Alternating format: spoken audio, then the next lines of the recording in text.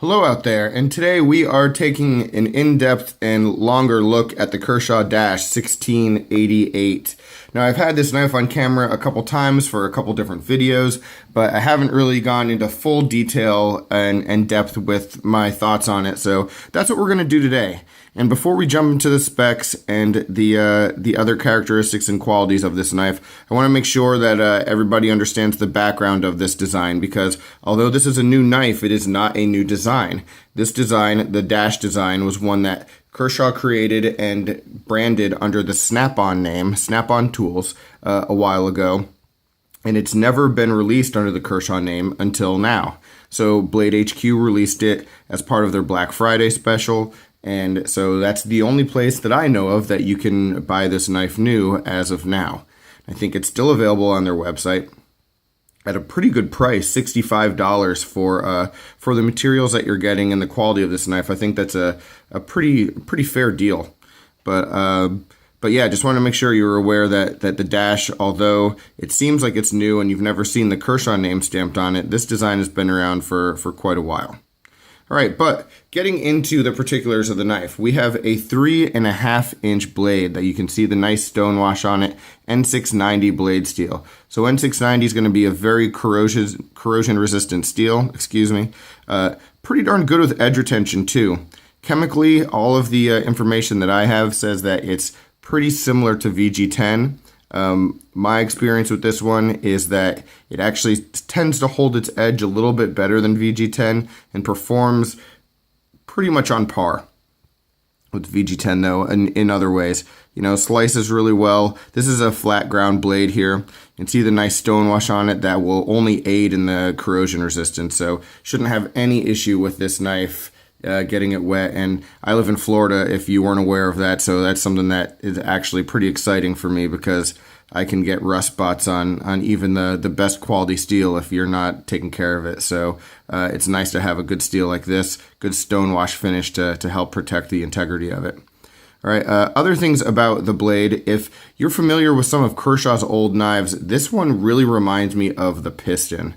All right, the Piston blade shape was very similar to this, and I loved that knife. I loved the speed save mechanism on that, and just about everything about that blade. So the fact that this reminds me of that is a very good thing. So shout out to the Piston, anyone who owns that.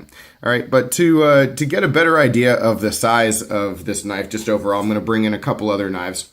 So we've got the Benchmade full-size Griptilian here. All right. And you can see pretty similar in terms of blade length and also in the length of the handle.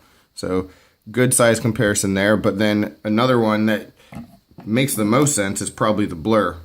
So let's take a look at the Blur. And this is my weird Franken Blur that has been on camera before. So sorry, it's the only Blur that I have. I know it's distracting. But taking a look at these two knives, you know, there's a lot of similarities there. But I'm going to close them just so you can get an idea of the thickness, because these two knives are extremely similar there. I mean, the aluminum frame, you've got the same materials, and then the thickness is almost identical. So if you've got a Blur, you've pretty much got a good understanding of what this knife is going to, not so much how it's going to feel in the hand, but just like the dimensions of it. All right. So there we go. Let's get the Blur out of the way, and let's get back to the Dash.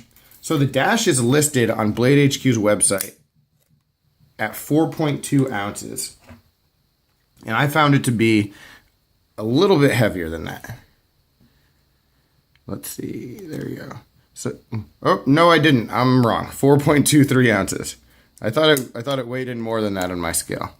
Nope, 4.23, so that's perfect. 4.23 is actually a pretty darn light number. For some reason, I thought it was going to weigh in at 4.5, but 4.23 is pretty darn light. It's not a number that when you think of that number, you don't think of an especially lightweight knife, but if you have a full-size Griptilian, these weigh in at right around 4 ounces. So, I mean, and these feel like light knives in your hands because you have a lot of real estate there, so absolutely no problem with the weight of the knife.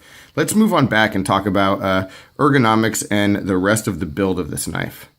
All right, so you see the TrackTech inserts here. The TrackTech inserts and these grooves provide a lot of comfort and good ergonomic feel. Help with grip as your fingers coil around the handle scale.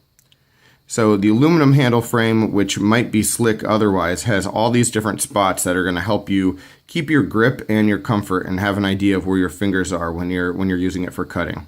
So really good job there. All right, when we're looking inside the knife, you can see the liner lock mechanism, so that's how we're locking up. We'll talk about that in just a minute. But you can also probably see that this liner goes about 2/3 of the way down the handle, and then on the other side, the other liner goes a little bit less than that, just over halfway. All right, so those are nested. That cuts a little bit of weight. There's no problem with the strength of the knife, I don't think. So I don't think you really need the full liners on this one. It feels sturdy. You see the open frame, so you can definitely clean it. This one could use a little bit of a quick cleaning, some dust in there. And then you've also got this lanyard bar back here that you could tie a lanyard around. So although there's no hole, you could still figure out something if that's what you'd like to do. All right. But back to the ergonomics, you got this ridge right here at the top, and it looks a little bit odd, and it really dictates the shape and the overall feel of how the knife looks. But when you put it in your hand, it makes perfect sense. It fits perfectly into the palm, and then your hand just, like, the knife melts into the hand. So really good on the ergonomics. You can see my medium to small hands. There's plenty of space there, so if you do have larger hands, should not have an issue at all. One other great thing about the Ergos is that we've got jimping, and the jimping is functional, which is awesome, because so many knives, you see the jimping and it looks good, and then it just is slick, or sometimes it's too sharp. And this is the Goldilocks jimping. It's sort of just right. It's not quite on par with, say, the Sage 5 or the Paramilitary 2 with how good the jimping is, but it is functional, and you can get good grip on it, and your thumb's not going to slip, so it does exactly what you would want jimping to do. All right, so moving on, let's talk about the mechanism of the liner lock and also opening and closing. You can see lockup is very good right here. I love these nested liners from Kershaw. They do a good job with it. It's the same thing on the Blur.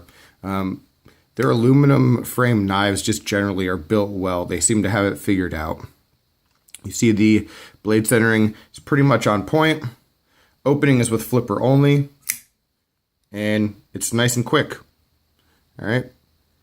Has a little bit of a squeak to it, and I actually tightened the pivot screw when I got it. It didn't need to be tightened, but I like to keep my knives as tight as possible that still allows them to open, if that makes sense. So I tightened a little bit, and it created a bit of a squeak, but it still goes quickly, and I don't have a problem with it. Maybe you can hear that.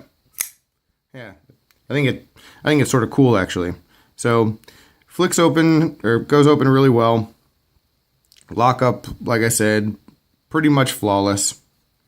And see if we can get a good look inside right here to what we're running on. Not sure if we can see there. You can see those bronze washers in there, but it's pretty. Everything's really tight put together in there, so no extra room, which is a good thing. One other thing I wanted to comment on now that I'm looking at it again is you can see there's no markings on this side of the blade, which is actually a pretty cool thing, I think. Usually you'll have markings on both sides of the blade. You can see on this side, the only markings on this entire blade are the model number and Made in USA, Kai patented. But over here, nothing. And that's sort of because the Kershaw logo, which would usually be stamped there, is over here. So pretty neat that it's different that way. And you've got just this blank look here. Trying to think what else about this knife. Well, we've got the pocket clip. We've got a tip up only pocket clip, but it is 2-position and it is deep carry. And closing the knife, you can see that there isn't going to be a lot of real estate there. So it will be very deep in the pocket. And like I said, if that's a bit of a problem, since there's no room for a lanyard hole here, there's this bar. put your lanyard around it, good to go. All right, so we've talked about the blade, we've talked about the ergos and how good those are. Yeah, guys, I think I've just about covered everything I wanted to talk about with this knife, all the details that you need. The bottom line, though, the value for this knife is great. Kershaw does an excellent job with their USA-made knives, and one of the things that was disappointing to me in the past couple years was they focused so much on the automatic series, the launch knives, and the only USA-made Kershaw that we got in the past few years was the Link. And I'm really happy that we have this one. And again, I'm not this guy who says a knife has to be USA made, but I like the level of quality and the commitment to better materials that you usually get on USA made knives. And that's what you're getting with this. You're getting a Kershaw that is of a higher quality than any of the knives that are made overseas. And I like this. I like those knives overseas, but I love this one. You know, this is one of the best knives that I've received all year long.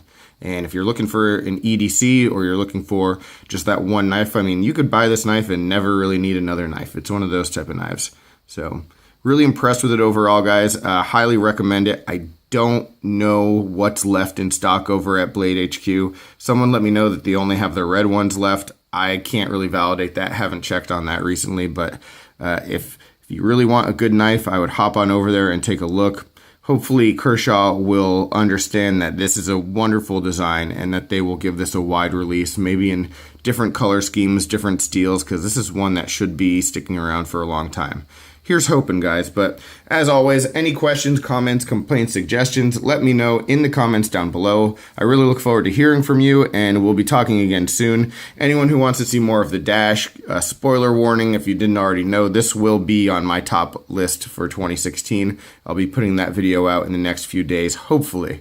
So again, I appreciate you watching. If you don't watch any more of my videos before the holiday, I appreciate you again. Let me tell you again, and have a really safe holiday, and hope everything goes well for everybody out there, okay? Take care.